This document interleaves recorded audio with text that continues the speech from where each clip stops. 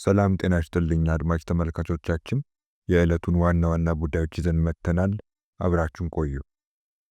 የግብፁ ውጭ ጉዳይ ሚኒስትር ባድር አብደላቲ በኢትዮጵያው ታላቁ ህዳሴ ግድብ ዙሪያ ይደረግ የነበረው ድርድር በአሁኑ ወቅት ሙሉ በሙሉ ተዘግቷል በማለት አልአሃር ከተባለ ቴሌቪዥን ጣቢያ ጋር ባደረጉት ቃለ ምልልስ መናገራቸውን የሀገሪቱ የዜና ምንጮች ዘግበዋል። አብደላቲ ኢትዮጵያ ያለምንም ቅንጅታዊ አሰራር ግድቡን ውሃ በመሙላትም ሆነ ከግድቡ ውሃ በመልቀቅ በመጀመሪያ በሱዳን ላይ ከዚያም በግብፅ ላይ ከፍተኛ ጉዳት ስታደርስ ቆይታለች በማለት እንደከሰሱ ዘገባዎቹ ጠቅሰዋል። ሆኖም ይህ የኢትዮጵያ የተናጠል አካሄድ ፈጽሞ ሊቀጥል አይችልም ሲሉ አብደላቲ አስጠንቅቀዋል ተብሏል። ግብፅ በተመድ ቻርተር መሰረት የውሃ ጥቅሞቿን ለማስጠበቅ ሙሉ መብት እንዳላት መግለጻቸውንም የዜና ምንጮቹ ጠቅሰዋል። አብደላቲ አሜሪካን ጨምሮ ዓለም አቀፉ ህብረተሰብ ግብፅ በህዳሴ ግድብና በናይል ወንዝ ውሃ ላይ ስላላት አቋም በቂ መረጃ እንዳገኙ መናገራቸውን ጭምር ዘገባዎቹ ጠቅሰዋል። ወደ ሌላ ጉዳያችን ስናልፍ ድምጻችን ይሰማ፣ ፍትህ እስክናገኝ እንታገላለን፣ አሁንም ለመብታችን እንሰዋለን የትግራይ ኃይል አባላት ሰላማዊ ሰልፈኞች ያሉት ነው። በጸደቀ ደንብ መልስ እንደተሰጠው የተነገረውና በሚዲያዎች በይፋ የተዘገበው የትግራይ ኃይል አባላት የመብት ጥያቄ እንደገና ገርሽቷል። ዛሬ ሐሙስ ህዳር 4 2018 ዓ.ም ከአዲግራት ወደ መቀሌ የሚወስደው ዋናው የመኪና መንገድ የመብት ጥያቄ ባነሱ የትግራይ ኃይል አባላት ተዘግቶ ውሏል። የሰራዊቱ አባላት ዛሬ በአዲግራት ከተማ ዋና ዋና መንገዶች ባካሄዱት ሰላማዊ ሰልፍ ደሞዛችንና መሬታችን ይሰጠን፣ መሪዎቻችን ድምጻችንን ሰምተው መልስ መስጠት ሲገባቸው ተደብቀውብናል፣ ፍትህ እስክናገኝ እንታገላለን፣ አሁንም ለመብታችን እንሰዋለን፣ ድምጻችን እንሰማ፣ ጥያቄያችን የማይመልስ አይመራንም የሚሉና ሌሎች መፈክሮች አሰምተዋል። ጥያቄያችን አልተመለሰም፣ የተገባልን ቃል አልተፈጸመም ያሉት ሰላማዊ ሰልፈኞቹ ከጠዋት ጀምሮ የዘጉት ዋና መንገድ እንዲከፍቱ በሀገር ሽማግሌዎችና በከተማው አስተዳደሮች ቢለመኑም የሚመለከተውን አመራር ሳያገኙ እንደማይከፍቱ በመንገድ ይህን መረጃ እስከተዘጋጀበት እስከ ቀኑ 11 ሰዓት ድረስ ፈቃደኞች ሳይሆኑ ቀርተዋል። ከጥቅምት 3 እስከ ጥቅምት 7 2018 ዓ.ም ለተከታታይ 5 ቀናት ዋና የመኪና መንገድ በመዝጋት የተካሄደ የትግራይ ኃይል አባላት ሰልፍና ተቃውሞ ተከትሎ የትግራይ ጊዜያዊ አስተዳደሩ የክልሉ የጸጥታ ኃይሎች ተጠቃሚነት የሚያረጋግጥ ረቂቅ ደንብ ማጽደቁ ይታወሳል። የጸደቀው ደንብ መሰረታዊ ፍላጎቶች፣ የሕክምና አገልግሎት፣ የቤት መስሪያ መሬት፣ በመንግስታዊና መንግስታዊ ያልሆኑ ተቋማት የሚሰጥ የክብር አገልግሎት፣ ትምህርት፣ ስልጠናና ሌሎች ጥቅማ ጥቅሞች ያካተተ እንደሆነ ዘግበናል። የጸደቀው የትግራይ ኃይል አባላት ተጠቃሚነት ደንብ ለረጅም ጊዜ ጥናት የተደረገበት ከጸጥታ አመራሮች ውይይት ሲካሄድበት የቆየ ነው ቢባልም ከአንድ ወር በኋላ የትግራይ ኃይል አባላት ለተቃውሞ መልሰው ወጥተዋል። አየር ኃይል የሀገርን ሉዓላዊነት በማስከበር አኩሪ ታሪክ አለው ሌተናል ጄኔራል ይልማ መርዳሳ የተናገሩት ነው። የኢፌዴሪ አየር ኃይል የሀገርን ሉዓላዊነት በማስከበር የአኩሪ ታሪክ ባለቤት መሆኑን የአየር ኃይል ዋና አዛዥ ሌተናል ጄኔራል ይልማ መርዳሳ ገለጹ። የኢፌዴሪ አየር ኃይል የተመሰረተበት 9ኛ ዓመት በተለያዩ ዝግጅቶች እየተከበረ ይገኛል። ይህንን አስመልክቶ ዛሬ በአዳማ ከተማ በተካሄደ የፓናል ውይይት ላይ ዋና አዛዡ እንደተናገሩት አየር ኃይል የሀገርን ሉዓላዊነት በማስከበር ረገድ አኩሪ ታሪክ ያለውና ብዙ ጀግኖችን ያፈራ አንጋፋ ተቋም ነው ብለዋል። የምስረታ በዓሉም የአየር ኃይልን ሙሉ ዝግጁነት ብሎም የፈጠረውን አቅም ለማሳወቅ ያለመ መሆኑን ገልጸዋል። በውይይቱ ላይ ዋና አዛዡን ጨምሮ የአየር ኃይል ከፍተኛ መኮንኖች፣ የሰራዊቱ አባላት፣ የአዳማ ከተማ ከንቲባ አቶ ኃይሉ ጀልዴና ሌሎችም መገኘታቸውን የመከላከያ ሰራዊት ኦንላይን ሚዲያ ለኢትዮጵያ ዜና አገልግሎት የላከው መረጃ ያመለክታል። የምስረታ በዓሉ የኢትዮጵያ አየር ኃይል የነጻነትና የአንድነት ምልክት በሚል መሪ ሀሳብ ደረጃውን በጠበቀ የአቪዬሽን ኤክስፖ በአይነቱ ለየት ባለ የጥቁር አንበሳ የአየር ትርኢትና በተለያዩ ዝግጅቶች የሚከበር መሆኑን ተገልጿል። ለመጨረሻው የያዝነው ጉዳይ ስንሄድ ሰሞነኛው የአፋር ክልል ግጭትና የአንዣበበው የጦርነት ስጋት በሚል ሪፖርተር ያነሳውን ዘገባ እናያለን።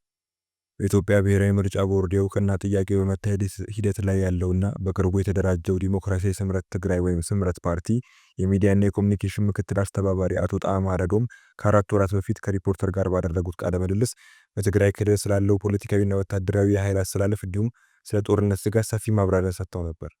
ህወሓት በአሁኑ ሰዓት እንኳን ከመከላከያ ጋር ለመዋጋት ቀርቶ ወደ አፋር ከወጣው ሀራ መሬት ከሚባለው ኃይል ጋርም ለመግጠም አቅም የለውም። የነ ዶክተር ደብረጽዮን ቡድን ራሱን ችሎ ከማንም ጋር ሊዋጋ አይችልም በማለት ተናግረው ነበር። ትጥቅ ብቻ በጦርነት ለማሸነፍ በቂ እንዳልሆነ የጠቀሱት አቶ ጣዕመ ህወሓት አንግቦታል ላሉት የጦርነት አጀንዳ ከህዝቡ ብቻ ሳይሆን ከራሱ ከትግራይ ሰራዊትም ቢሆን በቂ ድጋፍ እንደሌለው ጠቁመው ነበር። ህወሓትን ብቻ ሳይሆን ሻዕቢያንም ለብቻው ቆሞ መዋጋት የማይችል መሆኑን የጠቀሱት ፖለቲከኛው በዚህ የተነሳ ሁለቱ ኃይሎች ጽምዶ የሚባል አዲስ ትብብር መፍጠራቸውን አስረድተው ነበር።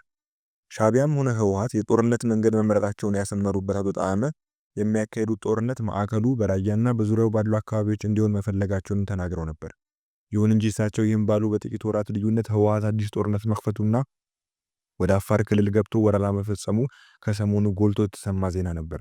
ባለፈው ሳምንት አጋማሽ የአፋር ክልል መንግስት ኮሚኒኬሽን ቢሮ ባወጣው መግለጫ ከጥቅምት 26 ቀን 2018 ዓ.ም አመሻሽ ጀምሮ የህወሓት ኃይሎች ወደ አፋር ክልል በዞን 2 መጋሌ ወረዳ በኩል 15 ኪሎ ሜትር ድረስ ገብቶ በከባድ መሳሪያ የታገዘ ጥቃት መክፈቱን ሲያስታውቅ ህወሓት እንደገና ጦርነት ከፈተ የሚል መላምት በሰፊው ይሰማ ጀመር። የአፋር ክልል መግለጫ ጠብጫሪና ከጥፋቱ የማይማር ሲል የጠቀሰውን የህወሓት ኃይል ከድርጊቱ ካልተቆጠበ ራሱን ለመከላከል ዝግጁ መሆኑን መጠቆሙ ደግሞ የሰሜን ኢትዮጵያ ጦርነት እንደገና መከሰቱን የሚጠቁም ተደርጎ ሲነገር ነበር የሰነበተው። የአፋር ክልል መንግስት በመግለጫው ህወሓት 5 ቀበሌዎችን መቋጠሩን ያስታወቀ ሲሆን ከነዚህ አካባቢዎችም ከ2000 በላይ ሰዎች ግጭቱን ሽሽት መፈናቀላቸውን ገልጾም ነበር። የትግራይ ክልል ጊዜያዊ አስተዳደር በማግስቱ በሰጠው መግለጫ ግን ወደ አፋር ክልል ገብቶ ጥቃት ያደረሰም ሆነ ወረራ የፈጸመ አለመኖሩን ያስተባበለው። ጊዜያዊ አስተዳደሩ ግጭቱን በተመለከተ ይልቁንም ትግራይን ለመበጥበጥና እርስ በርስ ለማጋጨት የሚደረግ እንቅስቃሴ ውጤት ነው። ከቅርብ ጊዜ ወዲህ የፕሪቶሪያን የሰላም ስምምነት በጣሰ መንገድ በአፋር ክልል ታጣቂዎችን በማደራጀት በማስታጠቅ ተልዕኮና ስምሪት በመስጠት ትንኮሳ የመፈጸም አካሄድ መንግስት እየተከተለ ነው ሲል ነበር በተቃራኒው ክስ ያቀረበው። ህወሓትም ቢሆን ይህንኑ ክስ የሚያጠናክር መግለጫ ያወጣ ሲሆን መንግስት የፕሪቶሪያን ስምምነት ጥሶ ታጣቂዎችን በማደራጀት ትግራይን የማፍረስ አጀንዳ እያራመደ ነው በማለት አስታውቋል። ህወሓት በትግርኛ ባወጣው መግለጫ የፌዴራል መንግስት የድሮን ድብደባ ፈጽሞብናል ብሏል። የህወሓት ሊቀመንበር በዚሁ ሰሞን ለተመድ ዋና ጸሐፊ እንዲሁም ለአፍሪካ ህብረት ኮሚሽን ሊቀመንበር በጻፉት ደብዳቤም ቢሆን የፕሪቶሪያ የሰላም ስምምነት በመንግስት መጣሱንና የድሮን ጥቃት መፈጸሙን ጉዳይ ደግመውታል። በዚህ ደብዳቤ የድሮን ድብደባው በትግራይና በአፋር አዋሳኝ አካባቢዎች መፈጸሙን የጠቀሱት ደብረጽዮን በአፋር ክልል ታጣቂ አደራጅቶ የሚያሰማራውና ግጭት የሚፈጥረው ራሱ የፌዴራል መንግስት እንደሆነ ነው የወነጀሉት። ስምረት ባወጣው መግለጫ ደግሞ ህወሓትን በግጭት ፈጣሪነት ከሷል። ከሻዕቢያ ጋር ሰምዶ የተባለ የጥፋት ግንባር ፈጥሯል ሲል የከሰሰውን የህወሓት ቡድን እየፈጠረው ያለው ግጭት ወደ ከፋ ደረጃ ከመሸጋገሩ በፊት ሰላም ፈላጊ የሆኑ የለውጥ ኃይሎች ተባብረው ሊያስቆሙት እንደሚገባ ነው ጥሪ ያቀረበው። አዲሱ ዞር ጦርነት ፈነዳ የሚል ስጋት ባንጃበበበትና ከግራም ሆነ ከቀኝ የተለያዩ ወገኖች አከታትለው መግለጫዎች በሚያወጡበት በዚህ ሰሞን ግን ለትግራይ አዋሳኝ በሆኑ የአፋር ክልል አካባቢዎች ተፈጠረ የተባለው ግጭት እንደተፈራው ሳይሆን መልሶ ጋብ ማለቱ ተነግሯል። ይሁን እንጂ አሁንም ቢሆን የአካባቢው ሁኔታ ቀድሞ ወደ ነበረበት ሙሉ ለሙሉ ገና ለመመለሱን ነው የአፋር ክልል የመንግስት ኮሚኒኬሽን ኃላፊ አቶ መሐመድ አሊ ለሪፖርተር ያረጋገጡት። ኃላፊው በዞን 2 መጋሌ ወረዳ ቶንሳ ቀበሌና በዙሪያው ባሉ አካባቢዎች ህወሓት በኃይል የያዛቸው መሬቶች አለመልቀቁን ተናግረዋል። ውሻ በጮኸ ቁጥር ድንጋይ አንወረውርም፣ እኛ መንግስት በመሆናችን ከነሱ ጋር አንድ ሁለት አንባባልም። የህወሓት ድርጊት የአፋር ክልልና የፌዴራል መንግስትን ወደ ጦርነት ለማስገባት የታቀደ ነው ሲሉ የገለጹት አቶ መሐመድ ህወሓት ከያዘው መሬት ለቆ ካልወጣና ከጠብጫሪ ድርጊቱ ካልተቆጠበ ክልሉ ራሱን ለመከላከል እርምጃ ለመውሰድ እንደሚገደድ ጠቁመዋል። ህወሓት ከዚህ ቀደም ለ4 ጊዜያት በአፋር ላይ ጦርነት መክፈቱን በማስታወስ አፋር ወደ ትግራይ ወሰን ተሻግሮ አንዴም ቢሆን ትንኮሳ ፈጽሞ አያውቅም ብለዋል።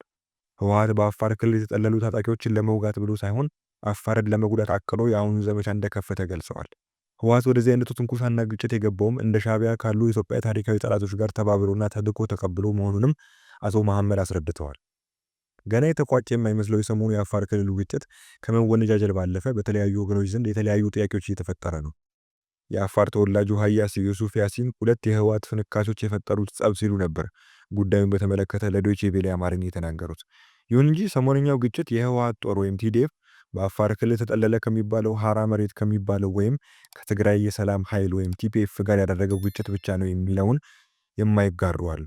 የፋኖ ክንፍ አመራር መሆናቸው የሚነገረው ብርጋዴር ጄኔራል ተፈራ ማሞ ከሰሞኑ በአፋር ክልል የተደራጀው ከትግራይ ሰራዊት ተነጥሎ የተደራጀው ኃይል ከመንግስት ጋር ተሰልፈው ፋኖን እየተዋጋ ነው የሚል ንግግር ማሰማታቸው ይነገራል። ይህን መሰሉ በፋኖ ኃይሎች በኩል የሚሰማው አስተያየት ደግሞ ከአንድ ወር ቀደም ብሎ በሰሜን ወሎ አካባቢዎች ከተደረገው ከባድ ውጊያ ጀምሮ ሲሰማ መቆየቱ ይታወሳል። በዚህ ውጊያ ሰሞን መንግስት በዋናነትም መከላከያ በሰጠው መግለጫ በሻዕቢያና በህወሓት የሚደገፉ የፋኖ ኃይሎች ጥቃት መክፈታቸውን፣ በዚህ የተነሳም በተወሰደባቸው እርምጃ መደምሰሳቸውን መናገሩ አይዘነጋም። ይህንና ሌሎች በቀጠናው እየተፈጠሩ ያሉ ለውጦችን መሰረት በማድረግ በአፋርና በትግራይ አዋሳኝ አካባቢዎች ከሰሞኑ የታየው ግጭት የተለያዩ ኃይሎች እጃቸው ሊኖርበት እንደሚችል የሚገምቱ አሉ። ጉዳዩ በዚህ ሳይቆይ ተባብሶ የሚቀጥል ከሆነም በቀጠናው የተወሳሰበ አዲስ ጦርነት ሊከሰት ይችላል የሚል ስጋትም ይሰማል።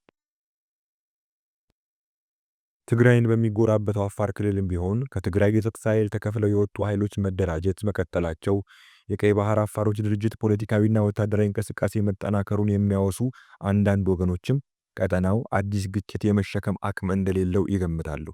ይህ ሁሉ ባለበት ወቅት ደግሞ የኢትዮጵያን የባህር በር ጥያቄ ተከትሎ ኤርትራ የምትሰጠው ምላሽ ጠላትነትንና የእጅ አዙር ግጭትን የሚያባብስ አካሄድ የተከተለ መሆኑ ብዙዎች ይገልጻል። ሁለቱ ሀገሮች ወደ ጦርነት ሊገቡ ይችላሉ የሚለው ስጋት ባየለበት በዚህ ወቅት የአፋርና የትግራይ አዋሳኝ አካባቢዎች ላይ ከሰሞኑ የተጫረው ግጭት በእሳት ላይ ቤንዚን እንደማርከፍከፍ ሊሆን ይችላል የሚል የተለጠጠ ስጋት ያላቸውም አሉ።